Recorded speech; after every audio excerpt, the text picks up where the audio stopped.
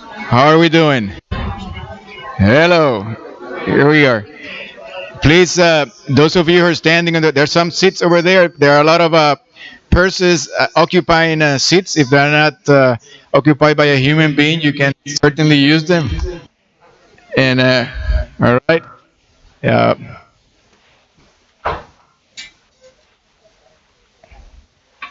well, welcome. Uh, my name is Etienne Rondo. I think I met personally. I've been very close to just about everybody in this group. I'm your provost, and I'm also a very good friend and old friend of our guest and distinguished visitor today. And I'm happy to have you here. This is one of a number of initiatives that we have put in place to kind of stimulate and promote the intellectual environment of our university, which, as you may have heard recently, was ranked among the top 100 institutions serving Hispanic students in the United States. You should know that. I feel proud of the work that we're doing. Over the last several months, you know that we have been very active, engaging with the community, doing forums that bring in some innovative ideas and thinkers to our campus. And today, we have the pleasure of having with us Dr. Donald Meichenbaum. Before introducing formally to you, let me remind you that we have couple of events that are really important and great opportunities for you to continue to grow and develop. On the 27th, we have Michael Kerr, the director of the Boeing Theory Academy. Will be having a full day, kind of like a workshop with us. Please put it on your calendar. Uh, we have also on March 9th the role of women in the Lukumi Santeria religion, history, participation, and expression, right here in this room. Keep it in your calendar. And we have a spirituality forum sponsored by the Human Services doctoral program, Tapping Indigenous Wisdom, where we're bringing in leaders of a couple of native nations in the border between the U.S. and Canada to share with us their wisdom as to how to, heal and deal with trauma and recovery. It's a wonderful event that will be on February 25th and 26th. So there's plenty happening here, Albizu, these days.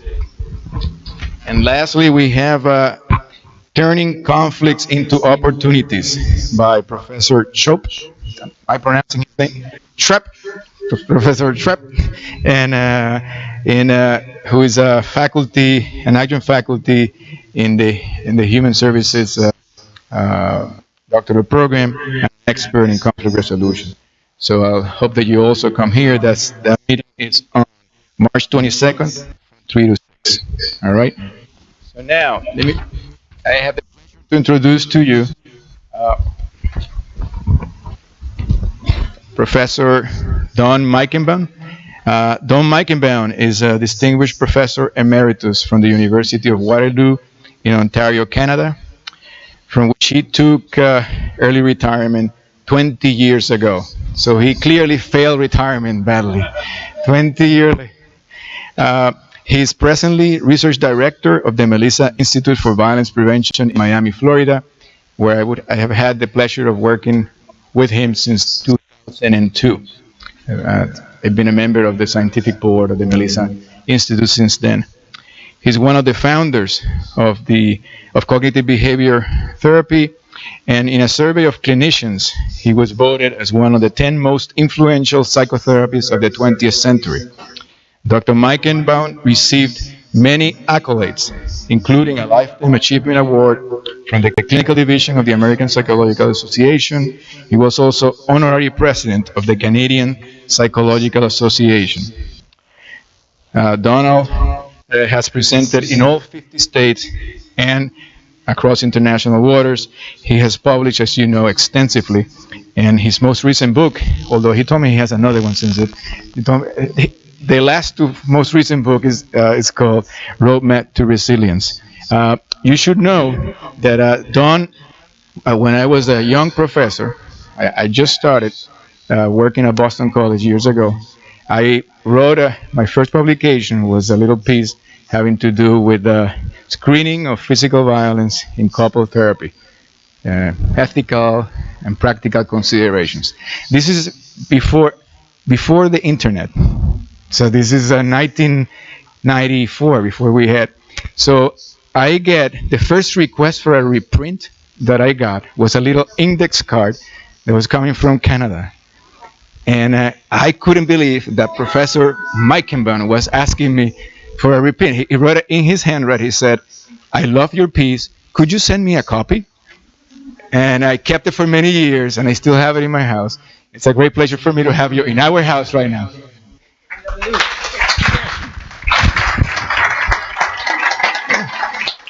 I write that on all the cards. Don't get excited, okay? Just on. This is actually my third visit to your university. So I'm kind of curious, how many people are hearing me for the first time? Oh my God, a room full of virgins. Okay, so let me tell you a little bit of what we do before I get into the topic at hand, which is ways to bolster resilience in clinical populations. I'm really good, but it's not worth standing the whole time. So there are chairs up here and up there. So feel free to find your way here. It was mentioned at the outset that 20 years ago I took retirement from the University of Waterloo. Waterloo is about an hour west of Toronto, an hour and a half north or two from Buffalo. And one of the things that's interesting is that if you've been there as long as I have been, some 40 years, and have made some kind of distinctive contribution, they give you this honorary title of Distinguished Professor Emeritus. Now, what's really, really important about that title is that with it comes free. Do not make light of that. I have paid for over 40 years. I am entitled, right? I have earned that, okay? So for a moment, think like an administrator of a university. Because while on the one hand, they give you free parking, on the other hand, they take away all your offices. So you get in free, but you have absolutely no place to go, okay? It's exciting. You're part of the Alzheimer's set of other distinguished professors who are equally excited about getting in free and having no place to go, okay? Get the walker. We'll go for coffee. This is exciting. Now, if you live in Canada and you retire, one of the things you do with about 20% of the Canadian population is you go to Florida for the winter. So you just get to Detroit, go on I-75, and follow the tropism of Ontario plates, like lemons back to sea. So what takes me to Florida is not only the escaping of the winter, but as noted, I am the research director of the Melissa Institute for Violence Prevention and Treatment of Violence, victims of violence. So let me tell you a tad about that and its relevance both to this presentation and to your future career. Melissa was a young lady who grew up in Miami, Florida, and she was going to school in Washington University in St. Louis, and a tragic thing happened. She was carjacked and brutally murdered. Now, when such a tragedy like that befalls an individual, their family, friends, relatives, community at large, one of the ways that people cope with trauma, and you'll see I'm heavily involved in this topic, is that they transform their pain into something good that could come of it.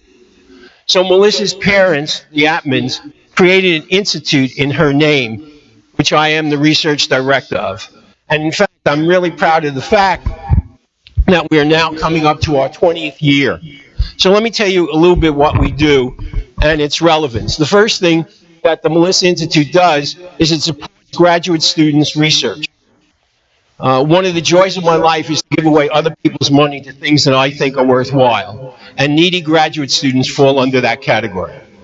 So if you or anyone else are going to do research in the area of violence prevention or treatment of victims of violence, please, as you'll see on the handout, visit the Melissa Institute website. Okay? You'll see in the middle there is www.melissainstitute.org. And you can go through the application. You can see other students who have received that award.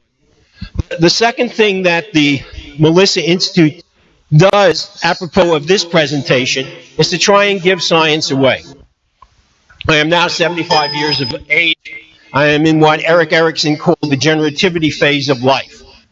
And that is the attempt to sort of give things away. So we do an annual conference each year. In fact, I even included a sheet out here that some of you may have on save the date for Friday, May 6th.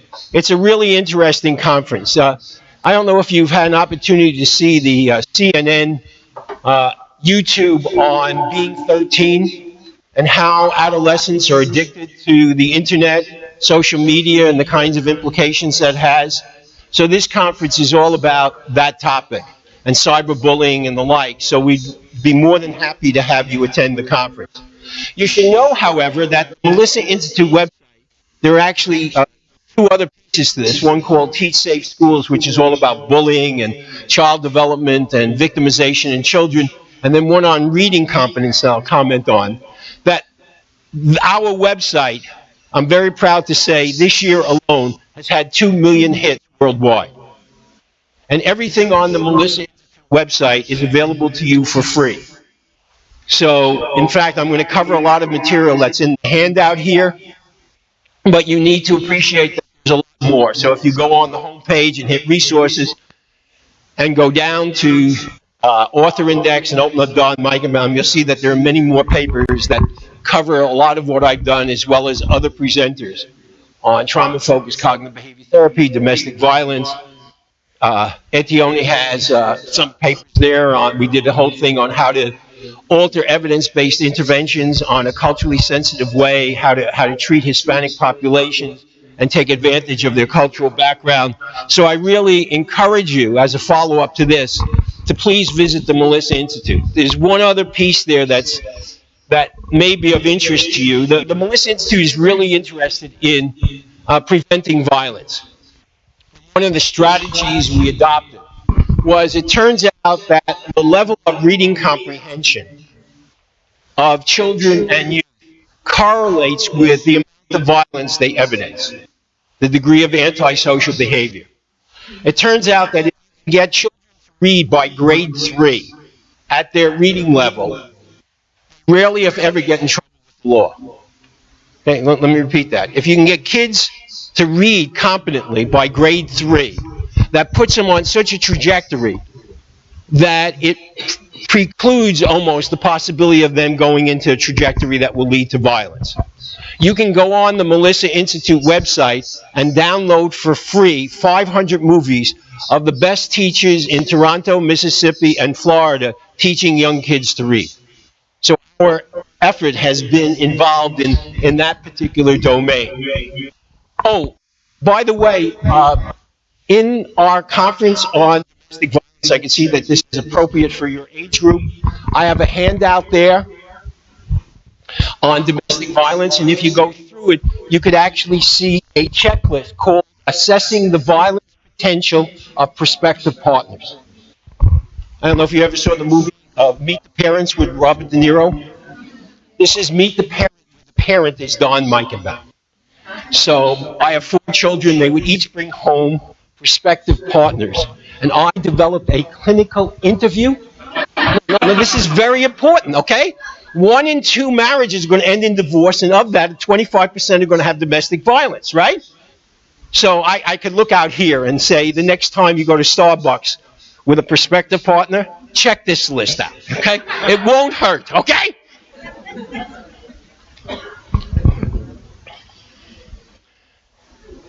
The third avenue of my introduction here has to do with the fact that I have been heavily involved in working with individuals who have been victimized in one form or another. And the interesting and fascinating piece of this is that no matter what form of victimization one looks at, whether it's natural disasters, my involvement with Hurricane Sandy and Hurricane Katrina, whether it's some kind of intimate partner violence in terms of domestic violence, sexual abuse, whether it is in fact dealing with returning service members or people who have head injury and the like, the interesting statistic that we need to address as a mental health community is that while most people are impacted by that kind of victimization experience, 75% will go on and evidence resilience. That in spite of whatever occurred, they will bounce back. 25% of individuals will evidence rather persistent and challenging adjustment difficulties, may develop PTSD, complex PTSD, a number of comorbid adjustment issues like substance abuse, anxiety, depression, suicidality, and the like. So the interesting question for people who work in the mental health field is what distinguishes 25% from the 75%, right? Because if we want to be of help to those who are in need, we should be informed by what characterizes that particular subgroup. So part of my task is to have you come away today as a more critical consumer of what we know and don't know about the concept of post-traumatic stress disorder. Okay? And in fact, become a critical consumer to spot hype in this field. The problem is that the field is absolutely filled with bullshit. And it's your job to discern, what is evidence-based and not only that, 5 to 10% of clinicians make their clients worse. Okay? So I'm going to explore with you several things and see if this could come alive in terms of the videos that I brought along. And have you appreciate not only the critical concepts of where the field is in terms of treating trauma patients, but what characterizes individuals who evidence trauma. I'm going to give you the algorithm of what you need to develop PTSD. So God forbid something bad happens to you, some kind of natural or interpersonal violence, and you seem to be making it. I'm going to give you exactly the formula of what you need to do to screw up your life. Okay? And if there's any merit to that, then we can start to think about what are the implications. Then we're going to look at the concept of resilience, and most interestingly, the neurobiology of resilience. What happens to the structure and function of the brain and other kinds of systems, and what are the implications of this for doing treatment? Okay? And how do you bolster resilience in the area of physical, interpersonal, emotional, cognitive, and behavioral, and most importantly, spiritual? The major way that people cope with trauma in North America is to use some form of religion or spirituality. So, in my attempt to address these issues, okay, I have been in a very interesting position. My life turned into a kind of Martin Scorsese character. You know, Martin Scorsese, the film director, and so forth. So what we did was I worked with the National Guard, and we have interviewed a number of returning service members and ascertained the kinds of stresses they had both in military and return homecoming stresses, and then ascertained from them what is it that contributed to their sense of resilience or the ability to bounce back. What characterizes that 75% group? The Scorsese piece came in that we were able to not only interview them, but videotape it, and then have a running clock. I mean, this was cool. I mean, this is a great job. So what happens is I would go, ooh, 168 to 310. That is a perfect clip. And then they would cut it out and put it on videos for people to actually use. I have taken those stories and put them together in a book called Roadmap to Resilience. That's the one that Ettione mentioned. If you have a chance to get to the book, okay, and I brought a few copies along if people are interested in acquiring, go to Appendix B. Because Appendix B has every kind of problem an individual could have, from intrusive ideation to substance abuse to getting along with a spouse and the like. And all you have to do is go to Appendix B, look up that category, and next to it is the how-to feature. Okay. So if you're interested, you're welcome to look at the copies that are out there or here in. So I got invited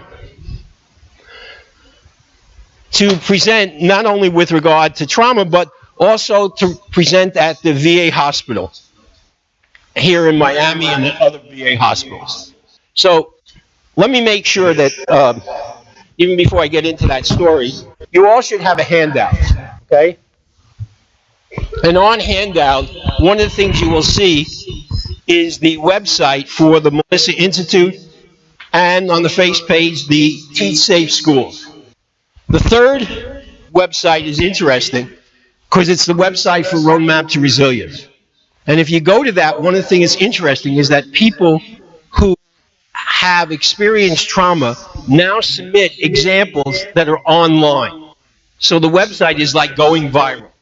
So you will hear parents who lost their loved ones in 9/11 or in Newtown or other kinds of things, and you can start to understand some of the mechanisms that are going on there. The most important information on this page is actually my email address, which is dhmike@aol.com. So if there are any particular questions or other issues, contact me. Okay? I have included on here my address in Buffalo area. I'm no longer there. It's now winter time. So if there's any interest in ordering that, that's my mailing address now. So the Roadmap to Resilience book sells for $35, either check or cash. If you want to order it down the road, just send the check made out to Don Mike and I'm at that level. Okay? Okay, so I am invited at the to present at the VA hospital. And my task, and you can think of the challenge they're in, is to help them make a differential diagnosis between individual returning service members, men and women, who have PTSD, versus those who have what is called traumatic brain injury.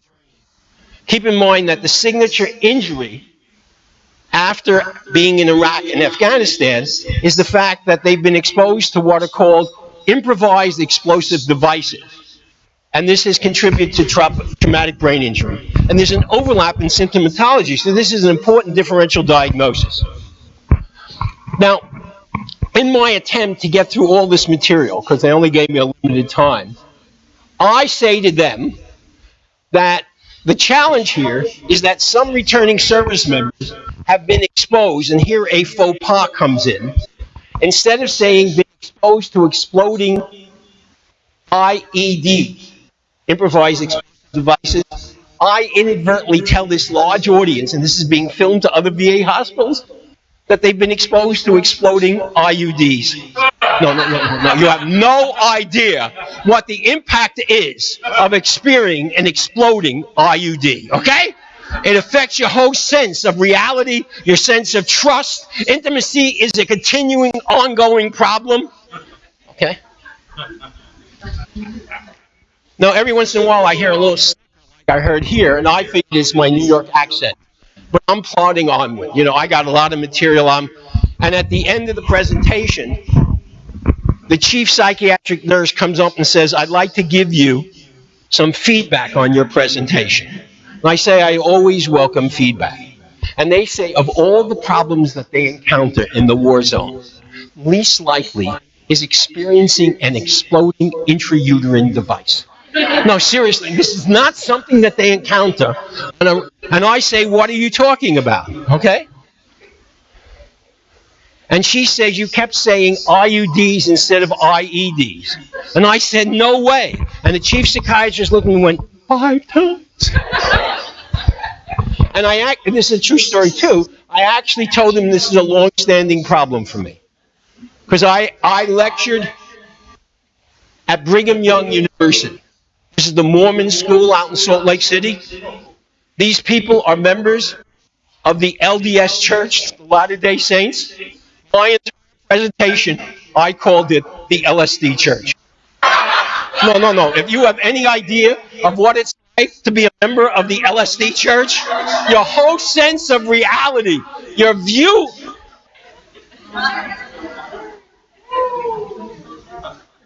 So there is actually a moral to this story that sets the stage here, and the moral is on page 5 of your handout. Okay? See, if you... Okay, this is the page that says conceptualization of PTSD. Okay? So if you do work in the area of trauma interventions, one form or another, one of the things that's interesting is that you cannot do therapy without having an acronym. The entire field is filled with acronyms. In fact, I am convinced people develop the acronyms and then develop the therapies, okay? Okay, so what is it that you do in therapy? Okay, DTE, direct therapy exposure. What do you do? CPT, okay? Cognitive processing therapy. What do you do? SIT, stress inoculation thing. What do you do? DBT, okay? Dialectical behavior therapy, okay? Now, here's the kicker. It turns out that one acronym is no more effective than any other acronym in affecting change. So, at the University of Waterloo, I did a lot of clinical supervision. And we had a very interesting clinic setup because we had a whole bunch of interview rooms with mirrors. And then along the back was a long hallway. And I would sit on a high back chair that had wheels. And I could do multiple supervisions simultaneously, right? I could watch this person go, oh, not bad, push off, go down here, okay? No, go back here, okay? Now imagine that instead of having clinical students in each room, you had the leaders in the field of trauma-focused interventions. So in the first room, Edna Forward doing her on direct therapy exposure. And then next to her, you had Barbara Rothbaum doing the same thing, but she had goggles and three-dimensional kinds of, I mean, that's exciting, okay? Smelled, you got buttons on. And then over here, you had Linehan doing dialectical behavior therapy. And then you had other people. I could walk all the way. I could be out the door by the time we get through. Now, let's assume, and don't forget, EMDR with Francine Shapiro, right? The finger going back and forth. Which finger? Turns out it doesn't make any difference, okay? So one of the things that becomes interesting is let's assume all of them are getting beneficial results. And it's your job to figure out what is common among each of these groups of therapists. What do we know that makes someone an expert therapist? Because that's what I do. I go around, now retired, training folks in various clinical settings, as well as people treating the National Guard, and identifying what are the core tasks.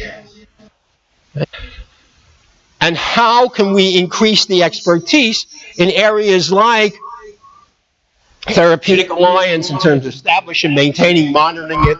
How do you do session-by-session feedback? How do you do motivational interviewing? How do you do psychoeducation? How do you do collaborative goal setting to do nurturing, hope? How do you teach skills and how do you build in generalization? How do you do relapse prevention? So we actually had a situation where I would enumerate all of the core skills and clinicians could sit there and evaluate. I don't know anything about that. I'm not interested. Then we had budding skills, and then we had someone who could say, I'm an expert in that area. Not only do I know it, not only can I do it, but I could teach it to someone else. And what we did was have therapists self-evaluate themselves. Okay? And in order to improve, they can then go online and see their quality of skillfulness in other people submitting it.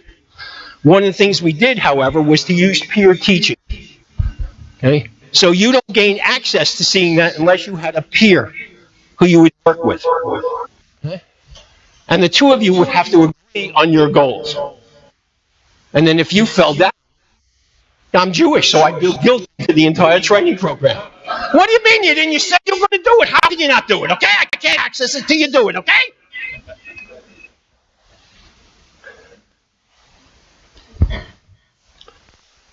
The book that Ettione mentioned, before I take you to the other piece of the handout, is really interesting. Routledge has invited me to go back over 45 years of articles that I have written and put together the most influential and what's the lingering impact of this over the course of time. And I can tell you it's fascinating to go back and read something I wrote 40 years ago. And you go, ooh, that's not bad. No, you don't want to publish that. Okay?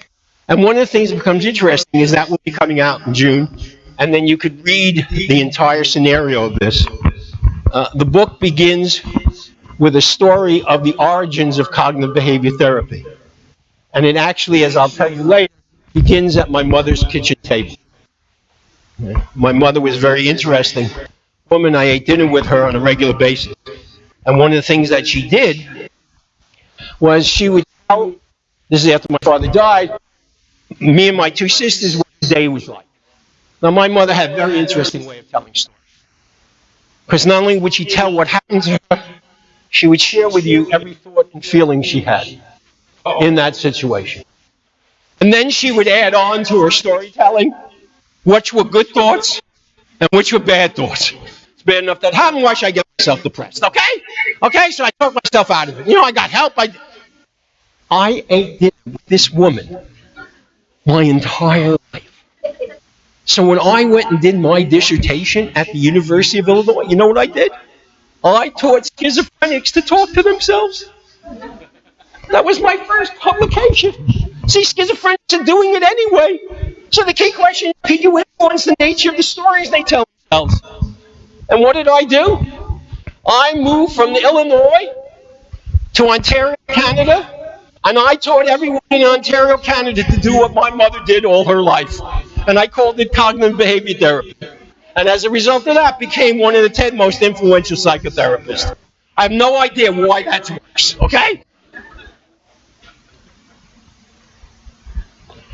We are each not only Homo sapiens, we're each Homo narrator. And a Homo narrator is an individual who tells stories to other people and tells stories to themselves. You see, PTSD is essentially a disorder of non-recovery. 75% of people are going to be impacted but move on. Okay? 25% are going to get stuck. The goal of therapy, apropos of the story about my mother, is to develop a therapeutic alliance where clients feel comfortable in telling you their story at their own pace. And how you, the therapist, using the artfulness of questioning that I'll take you through, which is your most important clinical skill, listen in a non-judgmental, compassionate, empathic fashion. And then how do you help people develop healing stories and the coping skills that go with it? So I am going to propose to you that the nature of the stories that people tell themselves and others, the nature of the autobiographical memory. Keep in mind that PTSD is essentially a reflection of autobiographical memory. Something bad has happened in the past. It might be in the immediate past, but maybe in the distant past. And then I have to tell you what transpired, and as I tell you, I'm telling that to myself. And I'm going to argue, and I talk about this with the data a lot more, both online and in the Roadmap to Resilience book. What is the nature of the stories and activities that people have to engage in that gets them stuck in that 25% group? Once I do that, I'm going to play on the video some examples of soldiers telling you their story. Okay? And then you're going to be able to compare the data that I just reported with what makes these people more resilient. Okay? And I'll tell you that story as we get along on it. So if you would kindly turn to page 7, I'll come back to some of the work on PTSD a bit later on if time permits. Let me give you the algorithm of what you need to do to develop PTSD and see if it fits with your understanding. So at the cognitive level, at the level of kinds of hot emotions, hot spots that people have, because these are all affectively charged, it would be really valuable, given that something bad happened, that you have a kind of mentally defeating type of thinking process, that you see yourself as a victim, as compared to a survivor or even a thriver. One thing that's fascinating about listening to the accounts of people who've been through trauma is that language is inadequate to describe what they've experienced. So what happens is people become poets of sorts. They use analogies and metaphors and similes and the like. I'm telling you, I'm a prisoner of the past. I'm a walking time bomb. Okay? I'm a goddamn doormat. People have been taking advantage of me.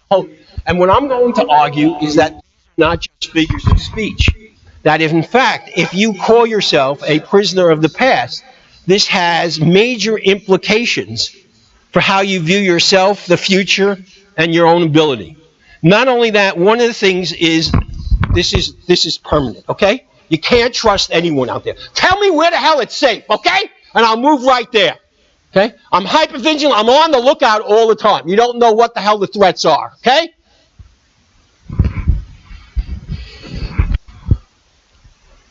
In the aftermath of trauma, one of the things that's interesting is that people have varied emotional states.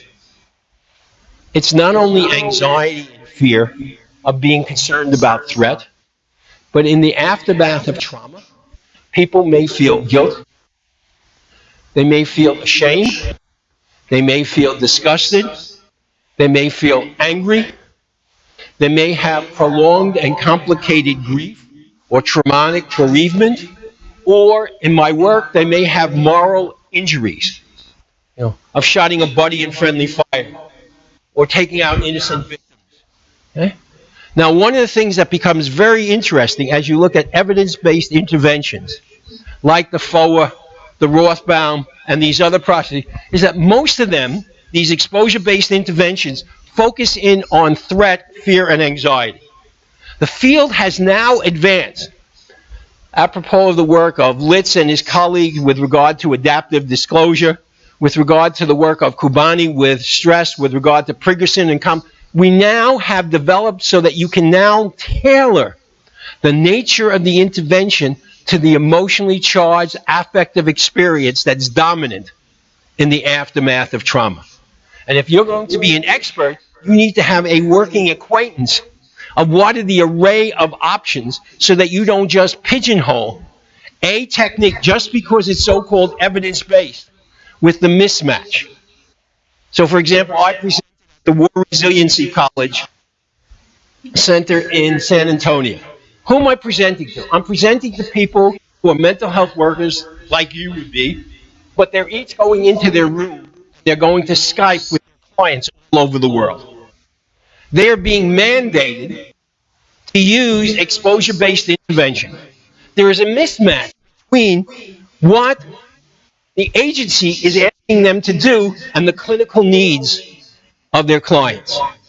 So one of the things that becomes interesting is that if you want to be in the 25%, not only do you have to see yourself as a victim, not only do you have to characterize yourself in terms of these self-defeating, self-berating kinds of metaphors, not only do you have to have that, you have to have the affective component of feeling guilty, ashamed, angry, and the like.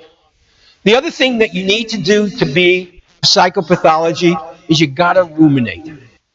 You can't have psychopathology unless you dwell on it. You can't just let it go. Okay? The past, present.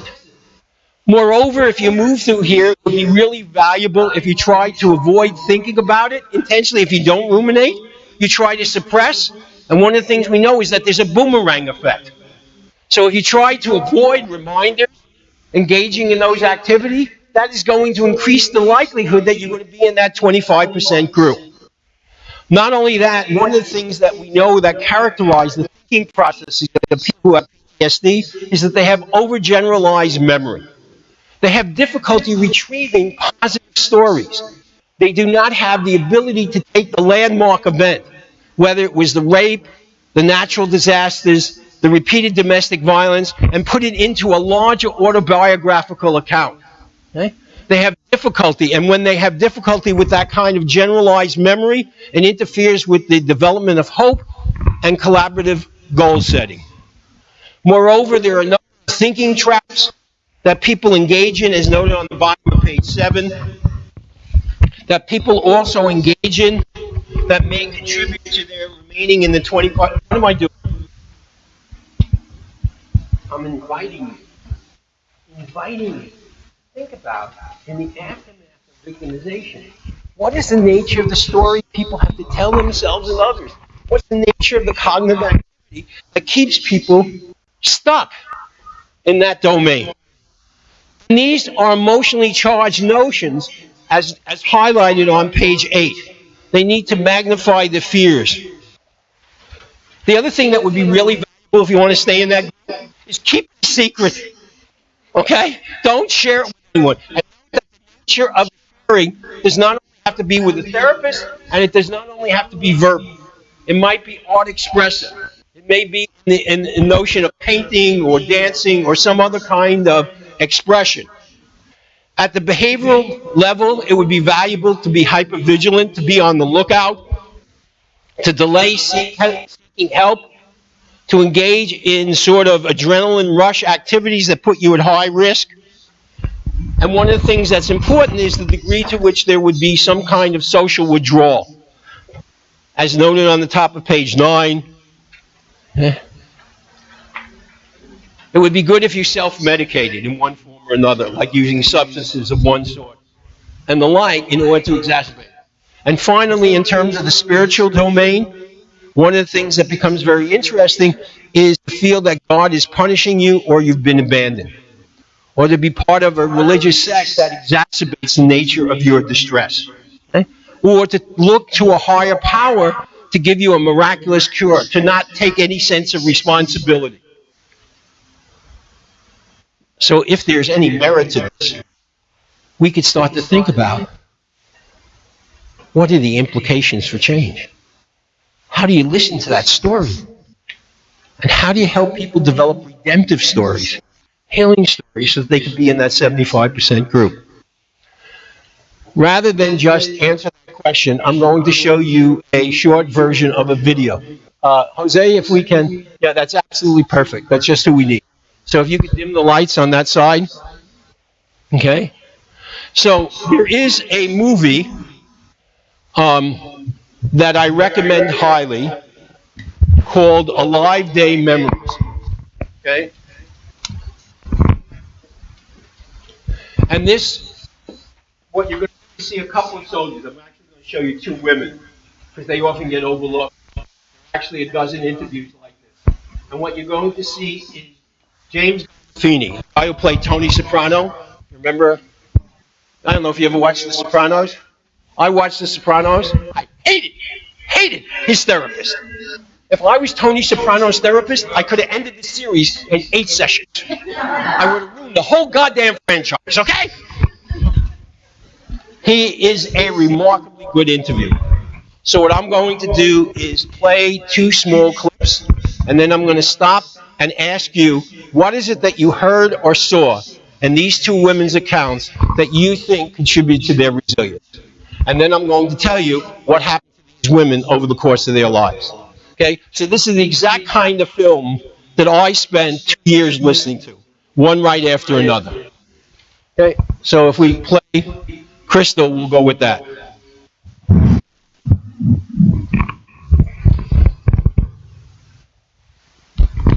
Let us pray. Almighty God, we thank you for your presence here with us today. Through the night with the light from above, from the mountain, through the prairie, to the ocean, wide with foam. I have the honor to present Comrade Davis and salute I have for you the VFW lifetime membership.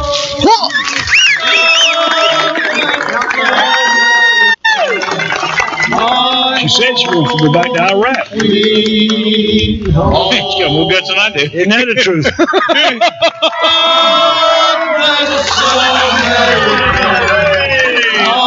Home, sweet home.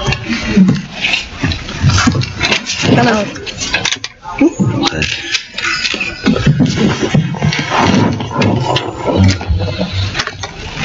Let me see that tattoo.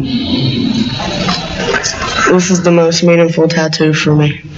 It really is. It's got my live day, the day that I got hit, the unit I was with, and where I got injured at.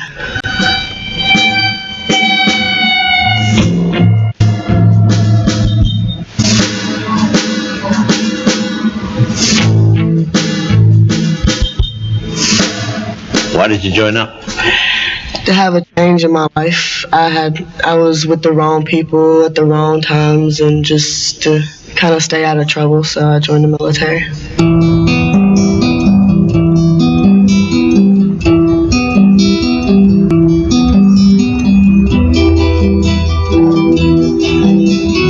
Where's your home? Camden, South Carolina. Born and raised. This town will suck you in and keep you. And the only way out is marry somebody out of state and move with them or join the military, basically.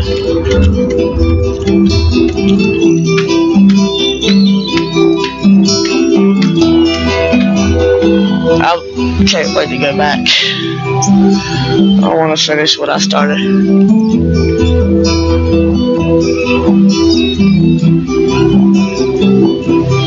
Most of the people that I went to school with already have kids and 2 or 3 of them. I was a lucky one. Thank God. This right here, it's a gel liner to cushion for your muscles and your bones and stuff. There's no like pressure supposed to be on the bottom of it. It's supposed to like even out the pressure. And I called it my Snoopy because the bone of it kind of stuck out like that, and I could stick it out the window of the car and look it at the mirror and do that and look like Snoopy. And this is actually, believe it or not, this is my good leg. This leg, I've had so much problems with it. They had to cut me right here and over here to actually save the leg, and they did a skin graft right here. Every bone below my knee, including my knee, was broken. How long were you in Iraq before you got hurt? Approximately 3 months.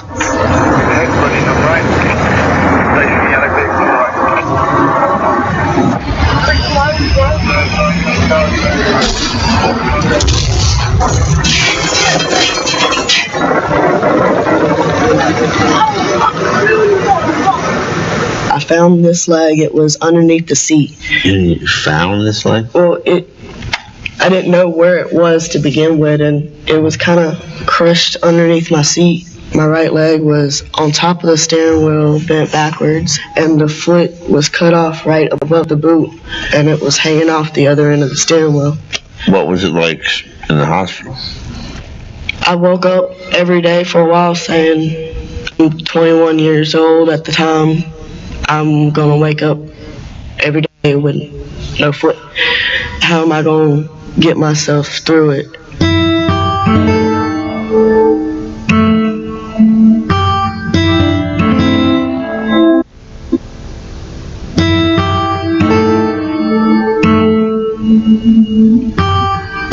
I never really felt sorry for myself because of this, and I told everybody, if you're going to cry, do it in another room because I'm happy, keep me happy, and we'll all be happy. But when I had my breakdowns, it was really, really hard. It finally kind of hit me all at once, I guess, and it tore me up, it really did. What do you miss? There's 2 things that I used to love to do before this was drive and dance. I actually danced my first song on my prosthetic 2 Fridays ago, and it was emotional. It really was. I loved it. I felt normal again.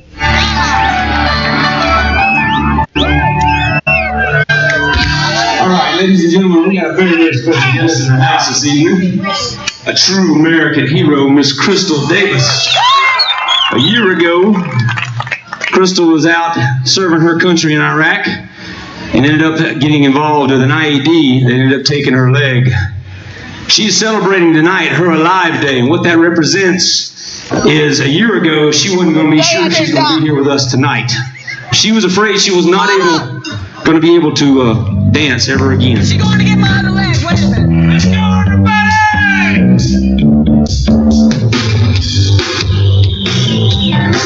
going to just this next song. The band's Judas Brown. Everywhere we go,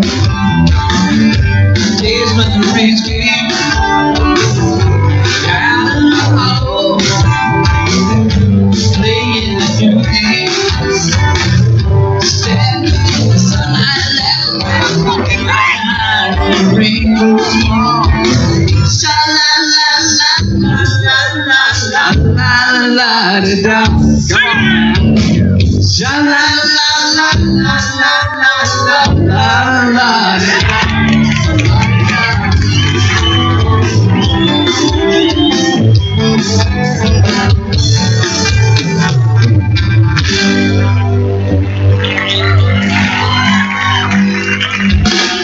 Crystal Davis, everybody. I didn't come out here to sing, I came out here to dance.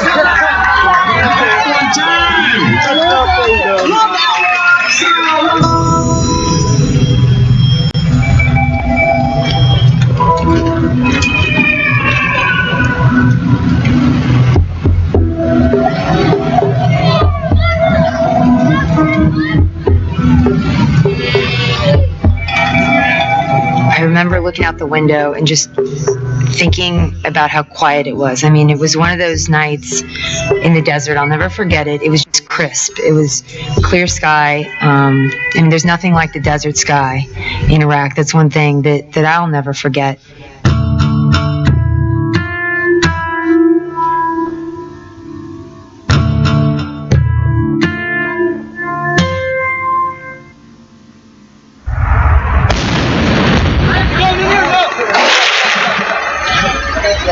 The RPG just came straight through my shoulder and then exploded right next to my head, just behind me.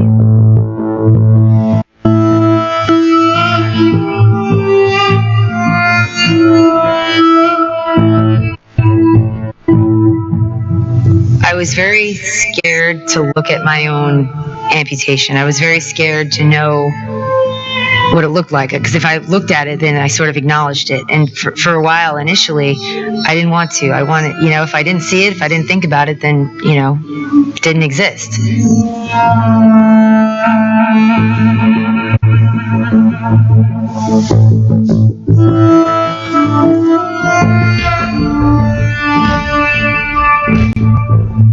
I feel so high maintenance. I mean, I went from being a soldier, I peed in water bottles. I mean, I really wanted to lead soldiers in combat. I wanted that experience. I wanted to be put to the test. But I remember there was a very distinct moment when I finally realized what I was. I was an amputee from the war. And I was just like the guys I saw that were missing 2 legs, or that had, extensive facial scarring or burns or a bad brain injury. I mean, I was one of them.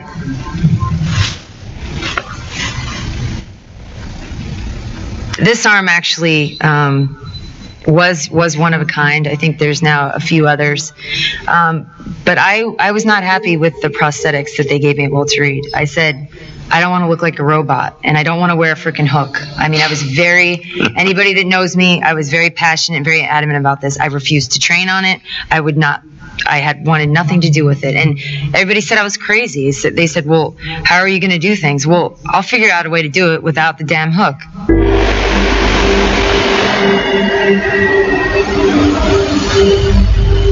It brings a little bit of anxiety walking around. Is somebody going to ask me what time it is, and I'm not going to be able to move my arm up to look at the time because it doesn't move? And is somebody going to come up and touch it accidentally or bump it? I try to say, you know what, this is who I am.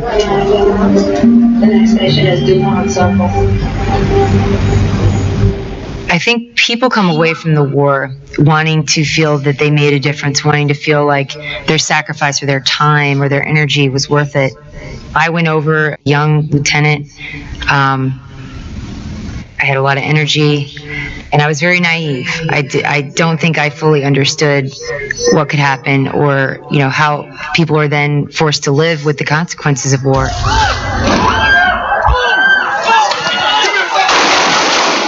War is, it's horrible. I don't like the sounds associated with it, the smells I associate with it. But I'm glad I did it. And I'm proud to be an American, where at least I know I'm free. And I won't forget the men who died, who gave that right to me. And I'm glad we stand up next to you. When I came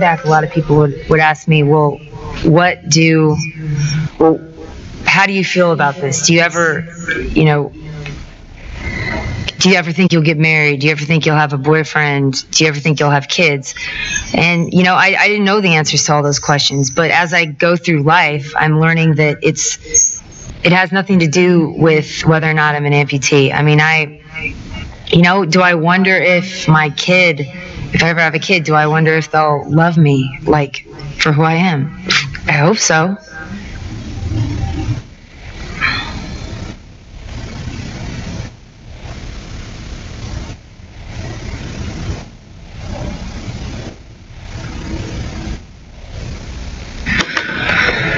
What were you just thinking about? The reality of, you know, will I be able to raise a kid? I won't be able to pick up my son or daughter with 2 arms. I won't.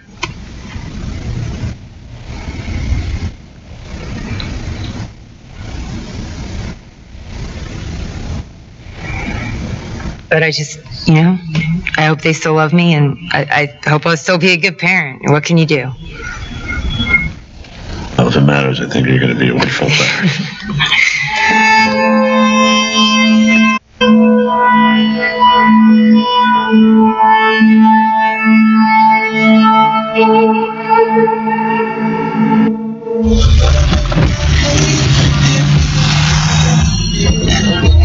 Goodbye, Fort Drum! So one of the things that should be apparent from this is that post-trauma stress and resilience coexist. It's not a matter of either or kind of proposition. Okay? So I took you through rather quickly the kinds of things that get people stuck, more or less in that 25% group. Okay? So I'm kind of curious as to what did you hear and see that you think contributed to their resilience, their ability to bounce back? Let me just open it up and see what it. Yes, please start us off. Humor. She thought when she looked at her leg that she said, it looks like Snoopy. Right, Snoopy, right. Okay. She was able to laugh about that and find some comfort in that. Oh, by the way, did anyone pick up the tattoo that's on her arm? What's the tattoo? Tigger. What does Tigger do? Bounces back, right? You see a client, an adolescent, or a returning service member, one of the first things you should do is ask about their tattoo. I mean, all the goddamn stuff in the store, how did you choose that one, right? And behind every tattoo is an interesting story. And it's a really great way to break the ice. What else did you hear or see that contributed to their resilience? Yeah, please, shout it out. Social support, right? Yeah, in terms of the group, right? And that becomes really important. And we'll see how important that is, not only for returning service members, but if you go to the Melissa Institute website, I have a whole thing there on how to boast the resilience in LGBTQ. How do you boast the resilience in elderly? And you can see how important social support is in both of those domains. What else did you see? Yeah, please. Yeah, right behind you, there's a mic. Yeah, please, shout it out. Their openness to talk about their story. They're sharing the account, right? I finally looked at that, right? Instead of the suppression and avoidance behavior. Yeah, please, ma'am, shout it out. They don't see themselves as victims. They see themselves as a survivor. And they have a future orientation. A kid like me and so forth. Okay? Yeah, any other kinds of... Please, sir. Positive thinking. Yeah, give us an She example. wanted people who were happy, people who were bringing positives to her, not the negative. And even meaning making, you know, even though they both had sacrifices, they thought they were doing something worthwhile. You know, when you're dealing with soldiers, the most important thing is how do you look after the back of the fellow. It's not for some high level course or some kind of thing. So she was willing to go back. She felt that she had made some kind of meaningful contribution. Anything else? Yeah, please, ma'am. Hope for the future, right? So you're seeing the building blocks here. Right. Yeah, and how many of us could do those push-ups, right? Right? No, but you could start to think about that kind of... And not only that, with regard to Dawn, her sort of stubbornness, right? I'm not going to wear any goddamn hook. You know, and you can start to see that stubbornness being... And not only that, one of the things that becomes really interesting, and this is where Galafino's terrific, okay? You really should take lessons from him. You know when her tears are welling up? He waits. He waits. He waits, and then he asks, share the thoughts. If those tears could speak. So there's a real kind of elegance as you have a chance to look at the other. This is an HBO movie. If you work with returning service members, you should look up Alive Day Memories. Anything else that stands out for folks? Yeah, please, man. You got the last one. This is who I am. How am I going to continue? Versus Right. will I continue? Okay. Not only that, one of the first things I would ask Dawn, this is really critical, is how do women pee in water bottles? How do you pull that? Which hand? What do you... Okay, we're going to look at the building blocks in a moment. Let me share the account of these women. The first one, turns out that I was presenting at a National Guards meeting, and one of the people in the audience co-presented with her, and she is now married and has a child. For Dawn, when you get to the Roadmap to Resilience book, I invite you to read her account on page 72. So when you read page 72, you'll know what it goes with. So Dawn says, the RPG blast of my Humvee in Iraq collapsed my right lung and led to the amputation of my right arm, as we saw. She reports, deep down, I have not changed. I don't walk around all day looking at the mirror on myself, but there are moments that catch me by surprise. Oh my gosh, I only have one arm. I get anxious. It's never going to be easy. In spite of her injuries and losses, she went on to demonstrate courage, a warrior spirit, thriving in the recovery from war. Evidence what Plato called thumas, a kind of fire in the belly that is essential to the reintegration process.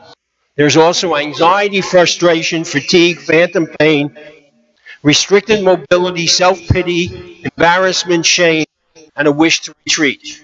So keep in mind, as we're going to see, resilience and post-trauma stress exist. And people could be resilient in one domain and another, or at one time and not another. And in fact, as we'll see, resilience can be learned. Everybody can strengthen the nature of their resilience. There is mourning for the past and what I once could do. But there is also happiness. Through grit and a can-do attitude, I am now the founder and CEO of a 100-person defense contracting firm that I started when I left Walter Reed Hospital. I drive, use a BlackBerry, play tennis, left-handed, and do yoga. My name is Dawn Halfaka. So I've spent the last couple of years listening to stories like Dawn. So the interesting issue is, what do we know about resilience and ways to bolster it in clients? So if you kindly turn to page 10, I'm not going to read everything that you can read for yourself, but let me highlight a few things here. So these are some facts about resilience that at your leisure you could read at your own time. And you could start to see, apropos of the comments that you made, that on the bottom of page 10, some of the building blocks are social relationships, a sense of personal control, the experience of positive emotions, or what we call positive self-talk, and moreover, the ability to regulate negative emotions. That to stay with them and then mindfully exert some kind of control, acceptance of those kinds of affective experience facilitates this. To be cognitively flexible,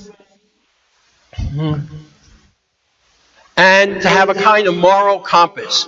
One of the things that you're going to see at the Melissa Institute is that people transform pain into meaning-making activities, often of which are altruistic in helping others, in giving back to individuals.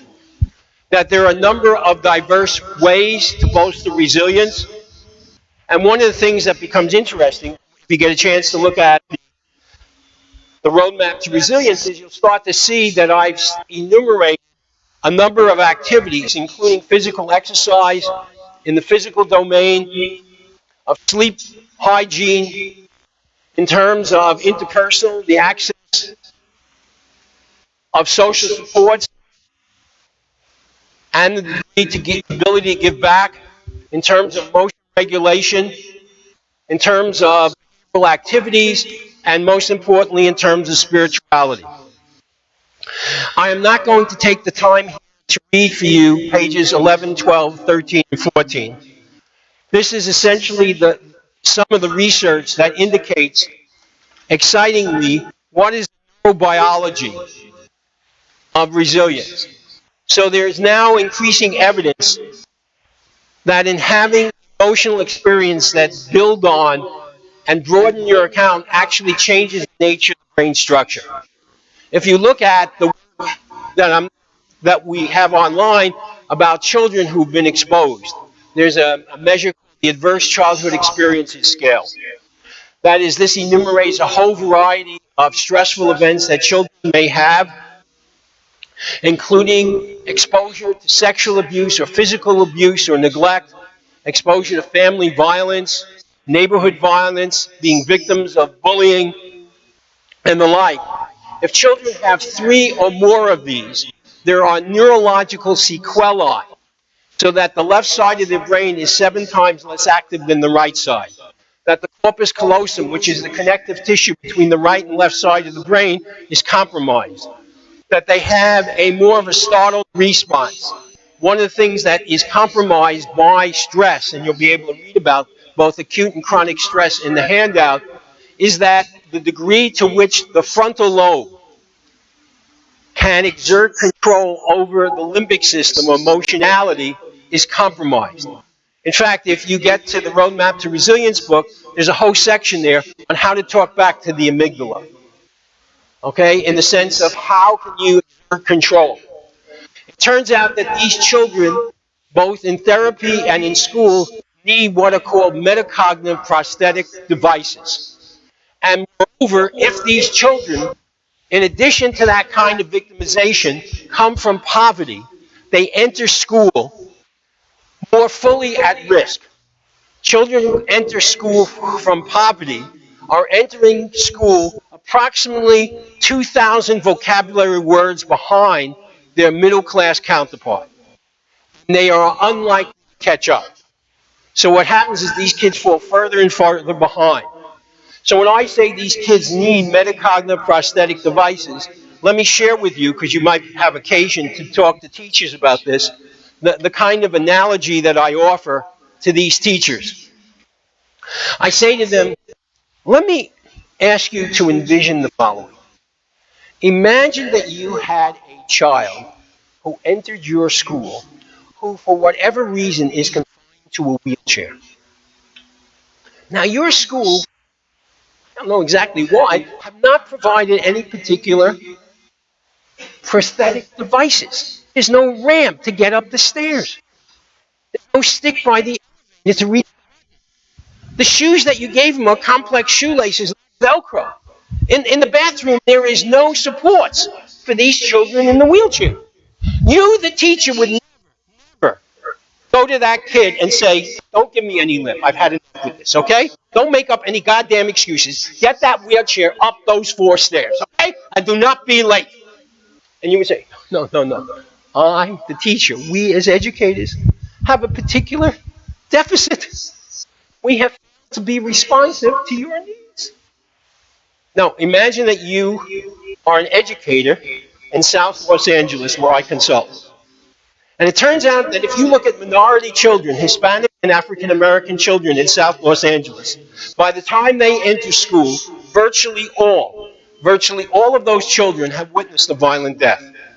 So imagine that you have kids coming into your school who look normal, right? They look like any other kids.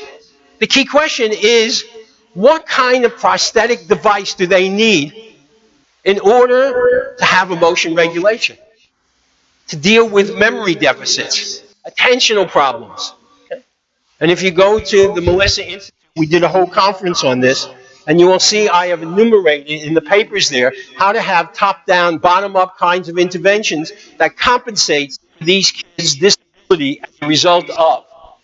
Now, keep in mind that just like adults, 1/2 to 2/3 of kids who've had those adverse childhood experiences are going to show resilience.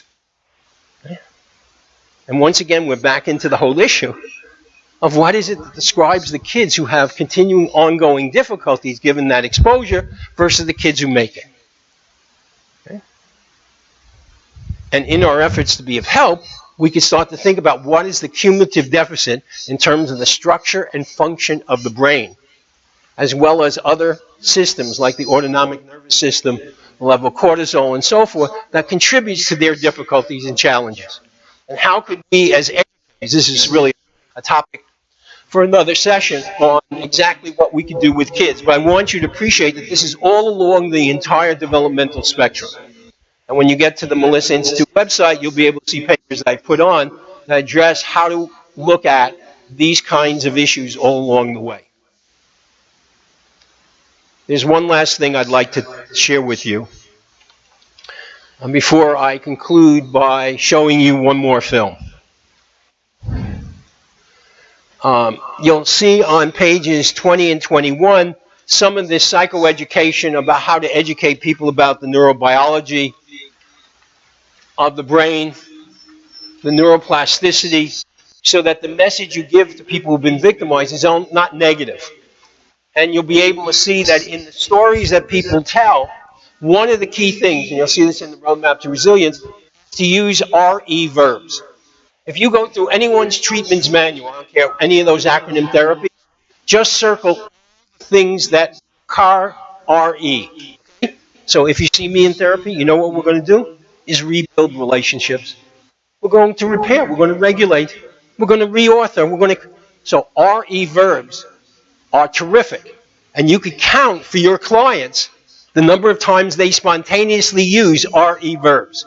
The other thing that you could do with the clients is actually keep track of the number of times they use self-regulatory content in their storytelling. You could actually see the degree to which they take your voice with them. Remember, the goal of therapy is to turn your client into them becoming their own therapist. So they're going to I could see how I drive myself crazy. I don't know if you know. I could actually notice that was a high-risk situation. I actually put myself. I have a backup plan, you know? Okay? I don't know what the hell's going on in your life, but let me tell you, okay? So one of the things that becomes very interesting is that expert therapists are exquisite listeners to how people tell stories. Okay?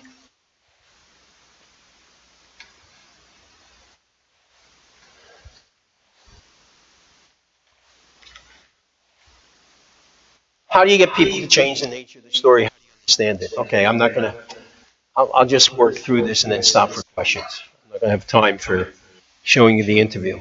Okay, page 33.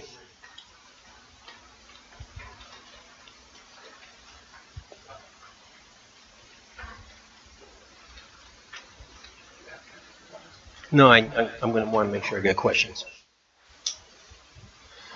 Okay.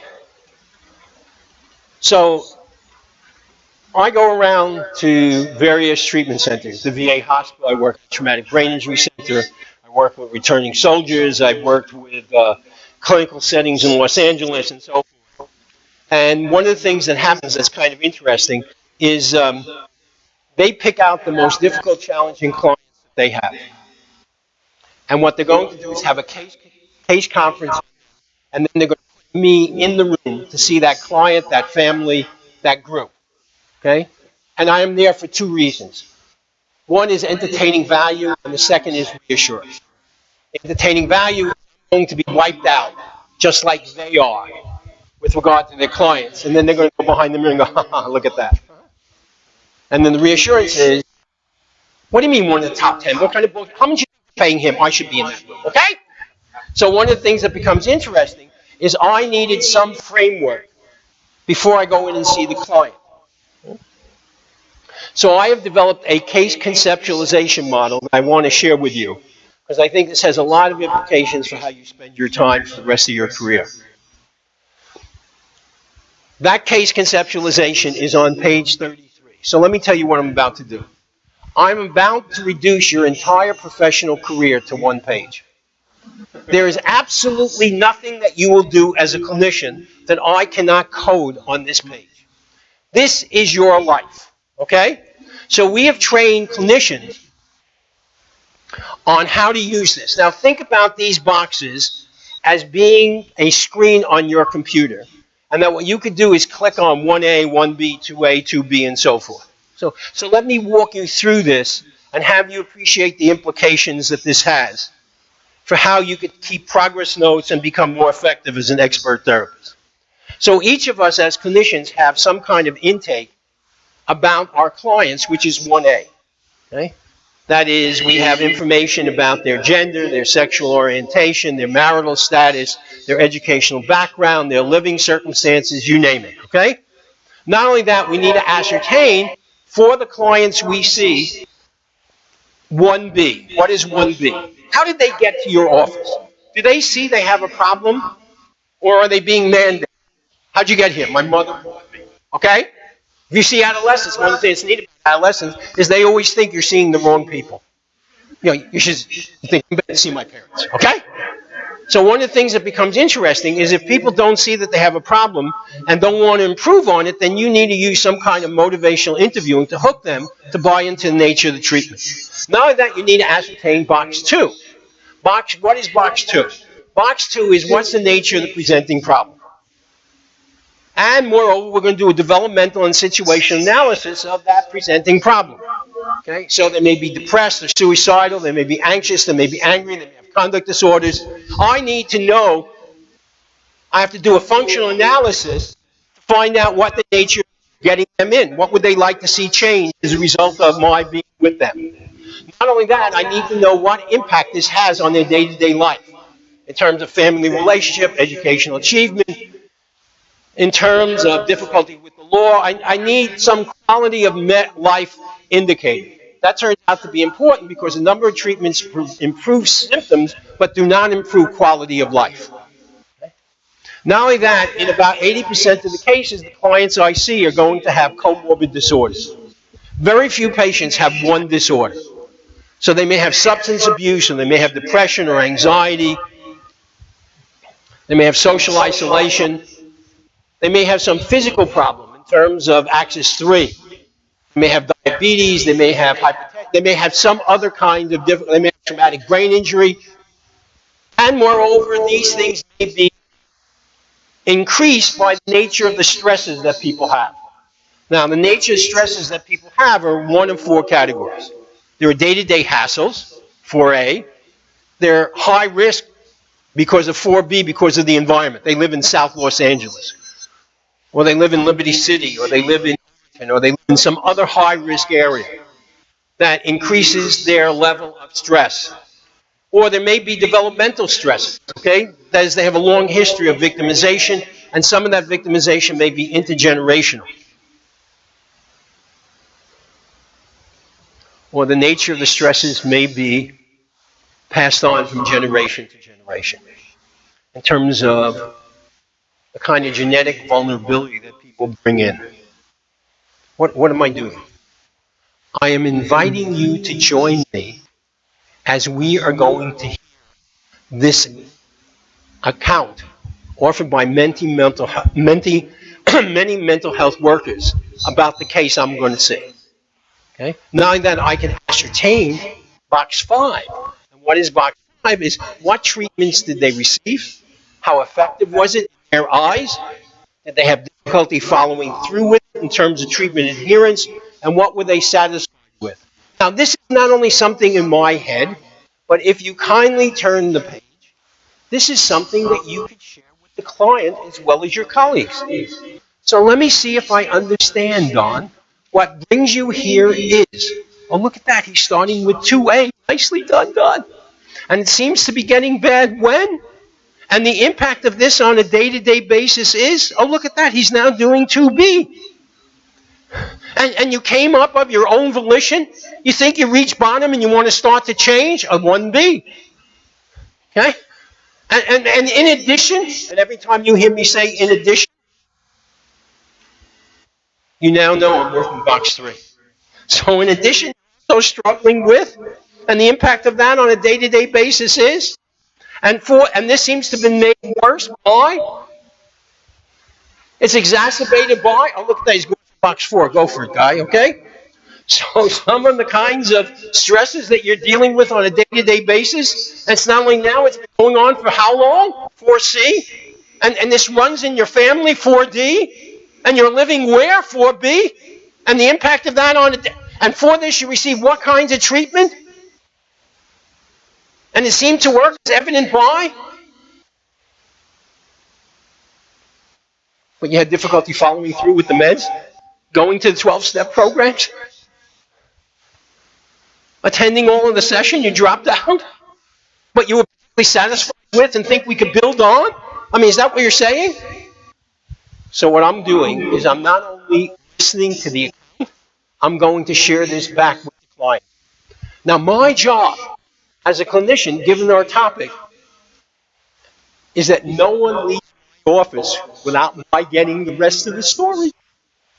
And what is the rest of the story? It's box 6. Are you telling me that in spite of, and every time I say to a in spite of, you now know I'm working box 6. Okay? So in spite of, Dawn, some of the things you have going for you are, and the social supports, Dawn, that you have with the family, and the services we can provide. Look, I'm a cognitive behavior therapist. I've asked myself multiple times, why does cognitive behavior therapy work?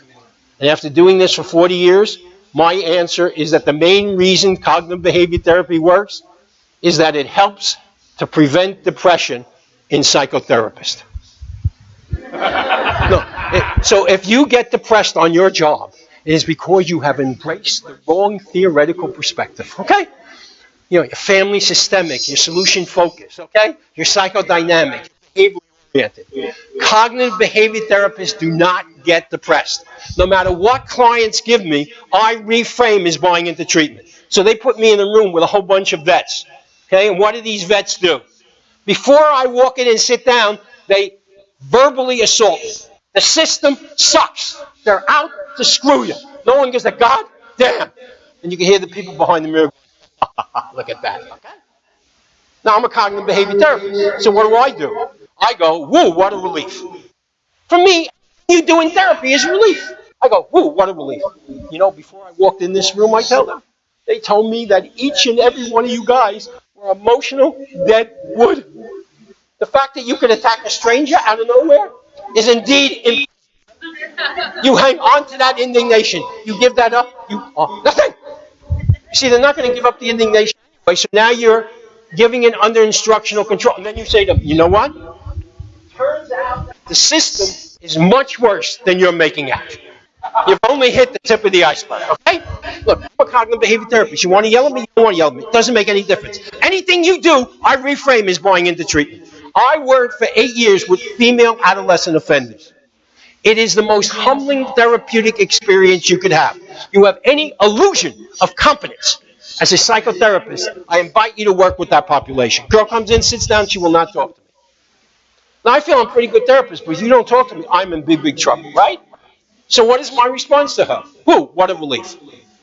I said, you would not believe. Remember girls sit in that chair, all they do is talk, talk, talk, talk. The only time I get quiet all day long is when I see you. I look forward to sessions. Not only that, they say that some of the most productive work in these kinds of meetings occur during silencing. I just had no idea we're going to be this effective this early. There is nothing that a client can do that you can't reframe, okay? All of therapy is storytelling, okay? So the key question is, instead of you seeing it as resistance, okay, you think we're a goddamn hook, okay? You can see that stubbornness is her survival skill. Okay? Not only that, you could then summarize on this boxes. So one of the things that becomes interesting is you could say to the client, Don, of all these areas, where do you think we should begin? And now you're going to negotiate in a collaborative fashion, developing therapeutic alliance, how you spend your time. Okay? And not only that, how would you know if we're successful? Let me explain what I do for a living. It's not that complicated. I work with folks just like you. I try to find out how things are right now in your life. And moreover, how would you like them to be? And what could we, Therapeutic Alliance, do to help you get there? What have you tried in the past? What's worked, what hasn't? if we work together, and I hope we can, how would we know if we make progress? What would people see? What would you notice? And let me ask one last question. Box 9. Can you foresee, can you envision anything that might get in the way? Now, if you pay attention, look at the script of this. Every single question I ask is a how and what question. I do not ask why questions. Why questions are not very productive. Okay? So let me tell you the implications of this. Let's say that you are seeing a client. And for whatever reason, you, after seeing the client, write down progress notes, and then you're going to be out of town and you're going to pass the client on to me. How do I know what you did when you closed the door? Well, how did you use your time? Now, if you play this game, you could say, Don, let me tell you what I did. I'm a 2A, 5B, 6B, 9C guy. Wait a second, go back, right? 2A, yeah, I worked on the presenting problems. Teach some kind of scoping skills, okay? And then I did 5B. While she's buying into this, I did a treatment non-adherence history in order to ascertain the likelihood that she'll follow through. And I realized I could not do this by myself. So I did 6B in terms of social support. But I'm a realist, okay? So I did 9C. I tried to figure out all the reasons why they're not going to show up. No transportation, no insurance, okay? And what can we do to anticipate? There is nothing that you can do as a clinician the rest of your life that I cannot code. Not only that, when we train clinicians, really important, they present the cases in this particular fashion. And they cannot come to the table without box 6. Remember, we are clinicians and we don't want to get depressed. So it is your job in terms of resilience to find out what redeeming features, either individual, social, or systemic, what is it you like about this person? Okay? Why is this so important? When you get to the rest of the handout, you will see that the most important ingredient of all of those acronym therapies is the quality and nature of the therapeutic alliance. The quality and nature of the therapeutic alliance is 3 to 5 times more important than all the specific techniques you're going to learn in your entire program. Okay? And you can look at the data that I've included here in order to consider how important that is. So how do you do collaborative goal setting to nurture hope? How do you do relapse prevention to anticipate high-risk factors? How do you get people to have redemptive stories like we saw in Dawn account? Last intervention, and then we'll use the last 10 minutes for film, for questions and answers. Okay. I don't know if you're available, but from next Monday to Friday, I'm doing 5 days of this in Marco Island. So if you want to escape and come over to Marco Island, I'd be more than happy to see you. I also do 5 days of this in Cape Cod, first week in August. And for each of these, I have movies of actual clients where you can see these things implemented. My last tool that we use, I want to show you, or at least demonstrate for you, is on the very last page.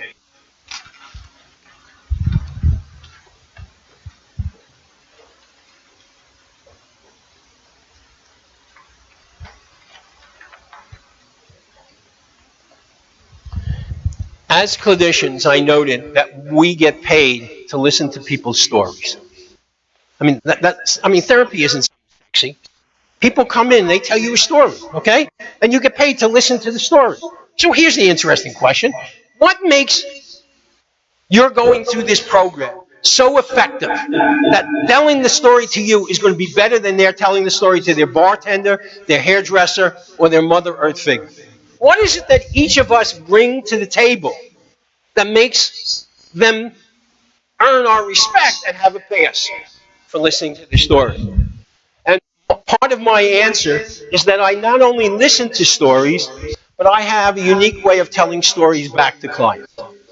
And one of the ways I tell people stories back is I use what is called a clock metaphor.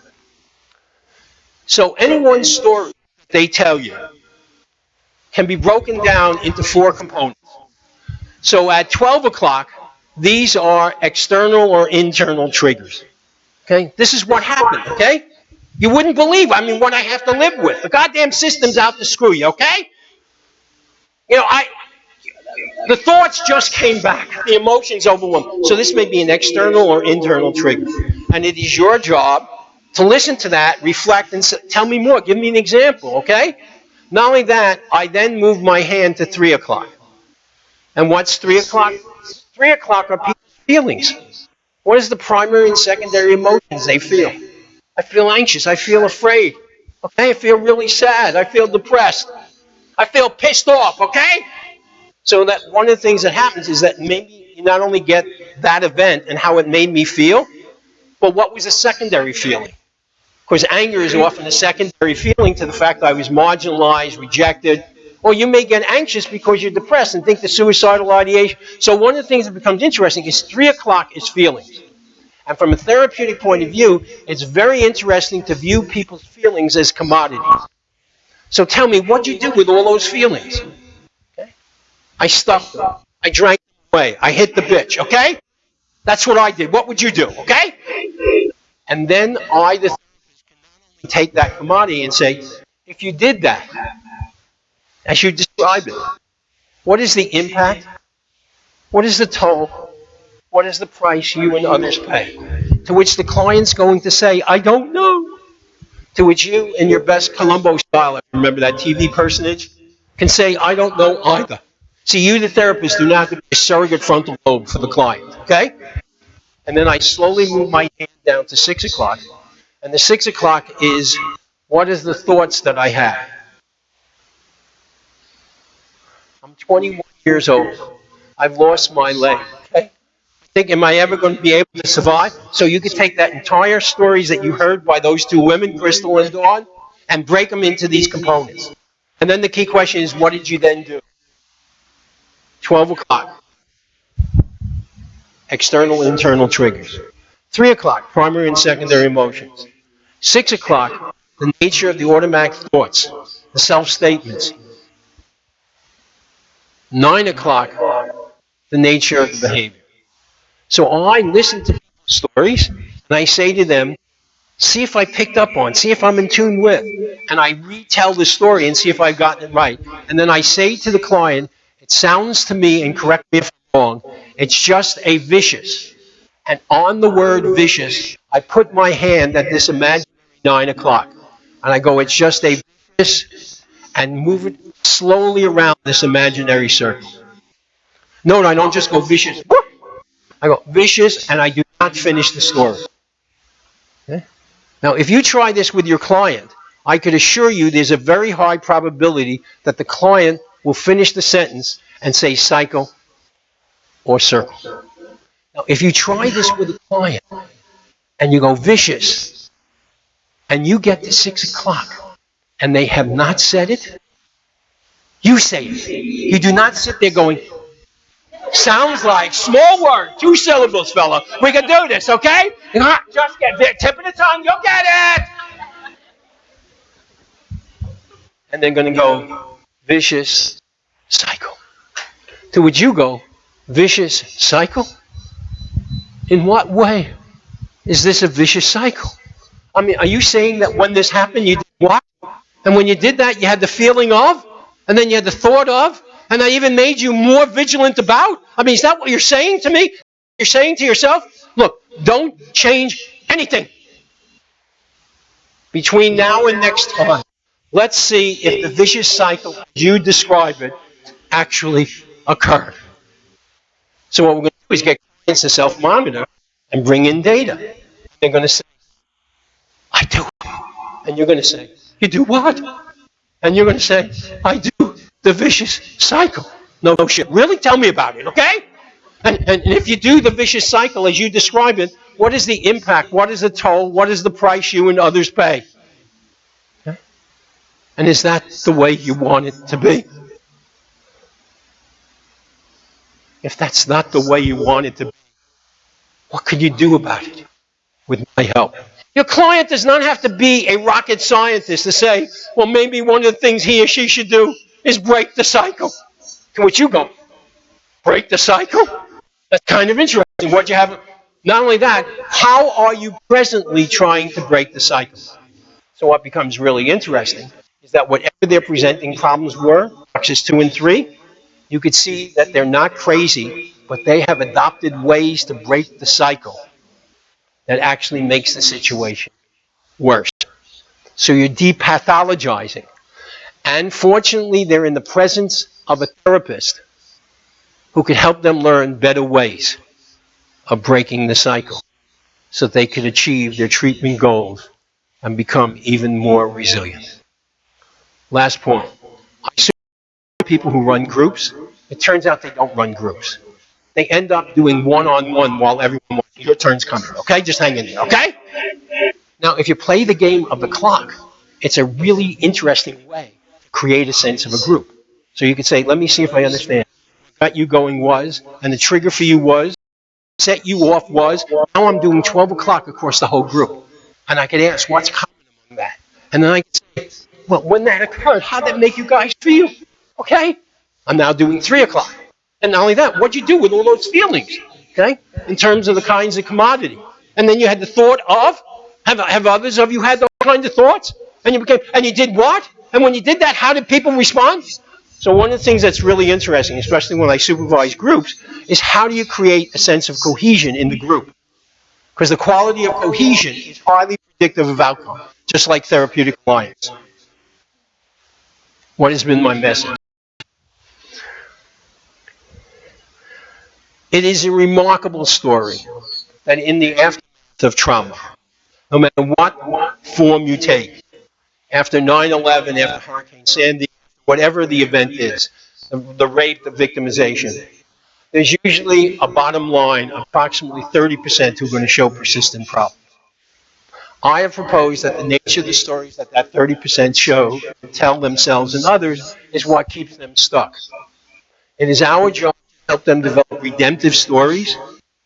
Multiple ways of doing this, one of which is to hear their account and put it in their lap and get box 6 in spite of what they've been able to. So in spite of having the arm blown off, in spite of all this stuff on the war, are you telling me, Columbo, are you saying to yourself, to others, that you've been able, that you would even go back, that you pissed in bottles? Is that? So what I'm going to do is put back in their lap box 6 material. That you wouldn't wear any goddamn arm, that stubbornness got you through? How'd you do that? Let's take the last 10 minutes to see if there are any particular questions, comments, reactions. I have a lot of really good videos of therapy sessions with all kinds of clients that illustrate what I've described here. I want to sort of get the base rate. I really invite you to take out that case conference, those boxes thing, and see how that could be applied in your particular domain. Let me just open it up and see if there are any reactions, comments, questions that you might have. I covered a lot of material in a short time. Don, I have a question. Sure. So we do know that just as our lives are storied, narrated, there are kind of like dominant narratives that respond to different cultural traditions too. There are different scripts that were handed down to us. How do you integrate that? I mean, we work here in a very multicultural client from different. How does that impact the way that you think about conceptualization? Well, let me also mention that on the website is the handouts that we did on the on cultural sensitive evidence-based interventions. Being culturally sensitive is absolutely critical with a lot of diverse populations, native populations, torture victims, and the like. And indeed, if you look at the section on core tasks, you'll see the degree to which, especially with Hispanic populations, you could try to understand their framework, each of the stories that are passed down to them. So some of them have belief systems as to, let's say, complicated grief, as to the right way to grieve or traumatic bereavement in that situation. I, the therapist, need to be culturally sensitive to build in and be educated to their nature, 6 o'clock, the nature of the beliefs and schemas that they have. And I can use their own cultural background and be informed by them. That is, I'm an expert in trauma, they're an expert in their culture. If we put our joint expertise together, maybe we can figure out how things are and how they would like them to be. I'm not sure if that's getting to your concerns, but it does a lot with regard to assessment, and the nature of the therapeutic alliance. One of the things that we know that make people effective expert therapists is they do session by session feedback. So there is no way that you're going to be on target all the time, so you need to ask, especially when it's someone of a different culture, around the degree to which is there anything I said or did or anything I failed to say or do that you found particularly helpful or unhelpful. You got to do dipstick assessment to see if what we're proposing as goals and the way to achieve it fits their particular cultural background. So I think the major thing is the art of listening and the art of questioning to get at that background. The second is to view them as collaborators rather than just the recipient of your intervention. And the third component is to do ongoing assessment. I could talk a lot about Lambert and Duncan and Miller and some of the self-report skills that are there. It would also be informative. You could have someone of that particular cultural group be your advisor, okay, in terms of understanding what interventions you're offering, what is the manual, what is the assessment, and whether it fits in that particular cultural background. So I'm all for sort of that training of therapists, members of that community, in educating me on ways to do that. That's a quickie response to that. But it's absolutely critical, especially given the diversity of the clientele you have here. We can continue the conversation in Marco Island, I guess. Yeah. No, that's good. Thanks. Questions or comments that people have in terms of, you should know I interpret silence in the most positive way. Couldn't think of a better way. The question you were asking is about the Latin culture. We are suppressed. You're not supposed to talk about if there's a problem. So there's a lot of suppression, and then if there happens to be a Catholicism part of it, you've got that as well. So it's like, how do you spread it out so that you can actually hit the real problem? I'm not sure about real problem, but the variety of problems that are bringing them there. So that's a really important question. I guess my sense is one of which you can anticipate the kind of difficulty that you had. So in my working with other folks like yourself, I've noticed something. I wonder if it would apply in your case as well. That there was some hesitancy to sort of put into words all the things. So I would go public with the anticipated barrier as one kind of thing. The second thing that I would do is I would convey to you that you were in charge. That I'm not going to force you to talk about anything you don't want. I'm going to try and work. Look, my life is really simple. Let me tell you, how are things right now in your life? And how would you like them to be? Okay? So I'm going to stay with the here and now. Okay? And then I'm going to get you to give me an example. My kids won't listen to me. I get no job. I can't sleep at night. Whatever it is, the box 2 and 3. I'm going to get you to tell that. So are you saying that coming here, we might be able to work on that? In your notion, what do you think is getting in the way right now? What have you tried in the past? So I'm going to ask a lot of how and what questions and try and have you appreciate that I could be an ally to help you achieve those goals. Okay? Remember, therapeutic alliance is where the action is. And the action is the degree to which we have a positive bond. The action is that we both agree on what the goals of treatment are and the means by which to get there. So there's no data to indicate that getting you to tell me about your earlier traumatic experience is necessary for improving your life. So going back and then is not unnecessary. When you look at present focus versus people telling those stories, there's no differences in the outcome. So if you are hesitant to tell that story, I could appreciate your hesitancy. I mean, one of the things that impresses me about you is just how careful you are in opening up to a stranger. Remember, no matter what, I'm going to commend you on, okay? So if you, some people come in here, sit in that chair, all they do is blab about their whole life, okay? One of the things that impresses me about you is how judicious, careful you are about what you share and when you share it and with whom, okay? Does that make sense? Okay? So no matter what you don't want to talk to me, you don't want to talk to me. It makes no difference. Whatever you give me, I'm going to go, woo, what a relief. Remember, you can't get me depressed. You want to get me depressed, I got a whole room full of people to refer you to.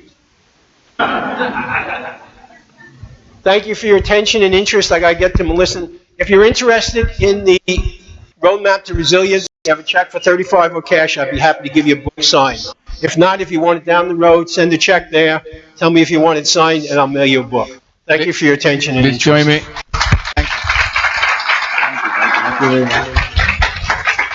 Thank you very much, Don. The evaluations that you all have, leave them at the table in the front. That'll be great. I appreciate it. Thank you very much, and stay tuned.